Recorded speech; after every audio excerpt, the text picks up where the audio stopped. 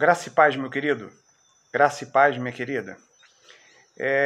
Eu te chamo agora para a gente pensar um pouco sobre as alterações que a nossa vida sofreu a partir da pandemia, a partir desse movimento todo de coronavírus. A nossa vida foi virada de cabeça para baixo. A nossa rotina de vida ela sofreu alterações consideráveis e ficamos imaginando a ideia de isolamento. Nossa, a gente teve que se isolar, a gente teve que se afastar de qualquer tipo de aglomerado de pessoas, distanciamos-nos de familiares, de vizinhos, de parentes, de amigos. A gente também teve dificuldades no próprio setor de trabalho, para aqueles que ainda têm o trabalho, né? Muitas pessoas perderam o seu trabalho, outras foram colocadas em férias. No setor profissional, várias alterações foram feitas. Parte de lazer praticamente foi totalmente alterado, principalmente lazer público, externo, teatro, cinema, passeio, praia. Tudo isso foi alterado drasticamente na nossa vida. A nossa rotina foi transformada, assim, de forma significativa. As compras, todas elas por delivery, a gente não pode ir a um shopping, a gente não pode ir para um local, uma loja. Os nossos hábitos foram totalmente transformados. O nosso cuidado da saúde, ele também foi bem mais acentuado, a preocupação ampliou em relação a isso. A gente tem os estudos dos nossos filhos também foi drasticamente modificada. As salas de aulas foram substituídas por plataformas em tablets, em aparelhos de celular. Enfim, todos nós, seja pessoal, familiar, sofremos alterações, percebemos o quanto nossa rotina foi alterada. O que eu estou aqui tentando trazer também para a rotina da igreja, no nosso caso, como corpo de Cristo, como nós fomos também impactados e sentimos consideravelmente as mudanças, né, quanto à nossa ida ao templo, quanto aos nossos domingos, quanto às nossas reuniões. Nós estamos cientes disso. Alterou profundamente essa realidade nossa. A pergunta que a gente faz, como corpo de Cristo, como a gente sobrevive, como a gente se movimenta como igreja numa condição como essa? A pergunta que a gente fica pensando a igreja de Cristo, lá no seu início, lá no nascedouro dela, ela também sofreu dificuldades de se juntar, de se reunir. A razão era a perseguição imposta pelo Império Romano e os irmãos, os cristãos, já não podiam se reunir publicamente. Os irmãos precisavam encontrar um outro meio de adorar a Deus, de buscar a face do Senhor e de servir uns aos outros, usando outras práticas, usando outras atividades. Ou seja, a vida dos cristãos primitivos também corria um risco. A nossa hoje corre também risco. Estamos diante de uma pandemia. Podemos ser contaminados, podemos ser curados. Glória a Deus, aleluia. Mas tantos outros também não foram curados. Então, a gente está vivendo um tempo em que essa rotina toda nossa foi mudada e alguns estão sofrendo mais, outros estão sofrendo menos, mas a questão da igreja, o que a gente faz em casos como esses? Como ser igreja dentro de um cenário como esse? Como praticar, né, quando não temos templo, quando não temos culto, quando não temos as reuniões públicas? Tem 3 disciplinas, tem 3 coisas que nós podemos fazer, tem 3 atividades que nós podemos fazer e que não exigem a nossa ida a um templo, a um prédio, a um lugar, todos nós ao mesmo tempo. E ainda assim, nós poderíamos estar exercitando a nossa fé. e que abençoaria a nossa vida e também edificaria a vida de outras pessoas. A primeira coisa que eu descrevo, à luz da Escritura, em que nós podemos fazer num cenário onde há lugares, onde horários, onde rotinas foram totalmente alteradas e que a Igreja de Jesus pode fazer. A primeira coisa é que nós podemos nos dedicar à oração. Oração é uma prática que me leva a um relacionamento íntimo com Deus. Orar é me relacionar intimamente com Deus. Nós fomos chamados para estar com o Senhor. Para isso nós fomos chamados primeiramente. Então a oração, ela é um mecanismo, ela é uma disciplina que me proporciona um diálogo com o Deus Todo-Poderoso, o Pai Eterno, onde eu construo, você constrói vínculos, relacionamento.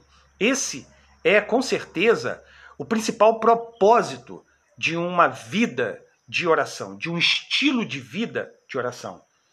E a oração é o meio pelo qual nós conhecemos o nosso Deus e passamos tempo com Ele. Então, os evangelhos, eles mostram que o próprio Jesus, ele se retirava sozinho, secreto, separado, para passar tempo com o Pai. E a Bíblia ensina que Jesus não só fazia isso, nós não estamos vendo ele fazendo, mas ele está também ensinando isso aos seus discípulos. No sermão mais famoso de Jesus, que é o Sermão da Montanha, registrado em Mateus capítulo 6, há uma clara orientação de Jesus para os seus seguidores estarem orando em secreto. Mateus 6,6 diz o seguinte: Tu, porém, quando orardes, entra no teu quarto e, fechada a porta, orarás a teu pai que está em secreto, e teu pai que vem em secreto te recompensará. Jesus, então, está ensinando que a igreja poderá estar em comunhão com o seu Deus a partir dos movimentos de oração.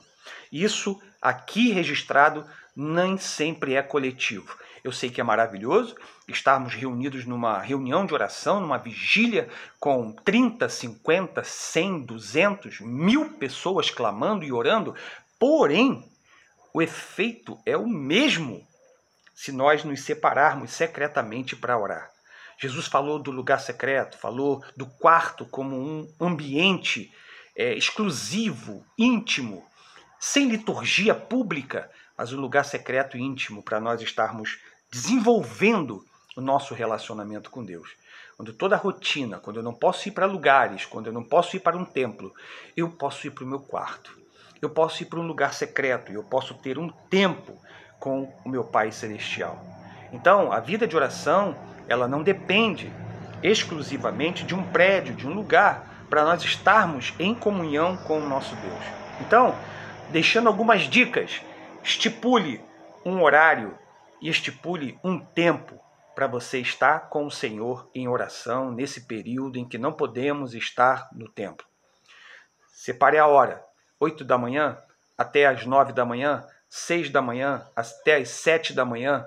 Você separe esse tempo e separe esse horário para estar com o Senhor. Uma outra dica, tenha um lugar habitual para você orar. Tenha aquele lugar secreto, específico, onde você corre para lá, para você estar com o seu Pai Celestial. Tenha um plano de oração. Quando você for clamar ao Senhor, quando você for se aproximar do Senhor em oração, você pode começar com uma dinâmica de gratidão. Agradeça ao Senhor pela sua vida, agradeça ao Senhor por tantas coisas que Ele está realizando na sua vida. Confesse, é um outro ponto. A gente reconhecer os nossos pecados, nos arrependermos e termos na oração um mecanismo da gente se confessar e pedir perdão ao Senhor. Um outro ponto é a intercessão, quando a gente lembra de outras pessoas, quando a gente suplica a Deus por outras pessoas. E aí também podemos acrescentar o aspecto petição, onde a gente sabe que como filhos podemos pedir ao nosso Pai do céu. E o nosso Pai do céu, Compreendendo as nossas necessidades, Ele pode nos abençoar. Tenha uma agenda de oração. Pegue um caderno, pegue uma agenda. Ali você pode anotar nomes, ali você pode anotar situações, põe as datas. A data em que você começou a orar por isso, você vai se surpreender quando Deus começar a responder. E você pode colocar nessa agenda a data onde Deus respondeu e pode glorificar a Ele. E aí podemos também, no nosso momento de oração, incluir um tempo de jejum. Podemos incluir um tempo de abstermos-nos de alimentos e consagrar a nossa vida e colocarmos-nos diante do Senhor em consagração, estarmos menos distraídos, mais atentos através de uma vida de jejum. Uma segunda coisa que a gente pode fazer nesse tempo de rotina totalmente alterada, nós podemos nos dedicar à meditação. Meditação foi, por muito tempo, esquecida pelos cristãos modernos. Num cenário de tantas distrações, a gente esqueceu ou a gente, no mínimo, confundiu o que seria meditação. A gente confunde meditação oriental com práticas de seitas orientais, como budismo, hinduísmo. As pessoas ficam de perninhas cruzadas, sentadas, com as mãozinhas assim, ou aquela coisa de meditação oriental. É totalmente diferente. A meditação oriental, ela visa desconectar a mente humana. Ela visa esvaziar a mente humana. Mas a meditação bíblica, ela visa justamente fazer o oposto. Ela visa encher a mente da pessoa, do cristão, com a palavra de Deus. A Bíblia está repleta de referências sobre a importância, sobre a preciosidade de uma vida de meditação. Josué, por exemplo, no capítulo 1, no verso 8, não cesses de falar deste livro da lei, antes medita nele de dia e de noite. Salmo 1, verso 2, antes tem o seu prazer na lei do Senhor, e na sua lei medita de dia e de noite. Tem mais, a Bíblia em Salmo 119, 97 diz: quanto amo a tua lei, é a minha meditação o dia todo. Lucas 2,19, Maria, porém, guardava todas estas palavras, meditando-as no seu coração. Que palavras eram essas? As palavras que o anjo havia ministrado da parte de Deus para ela. Ela pegou essas palavras e ela ficava meditando. Onde? No coração. É uma meditação interior. É trazer para a mente a reflexão, a profundidade da palavra. Em 1 Timóteo 4,15, Paulo está dando umas instruções a Timóteo sobre o ministério. A palavra de Deus está sendo ministrada para Timóteo. E aí Paulo diz: medita estas coisas e nelas ser diligente para que teu progresso se manifeste a todos.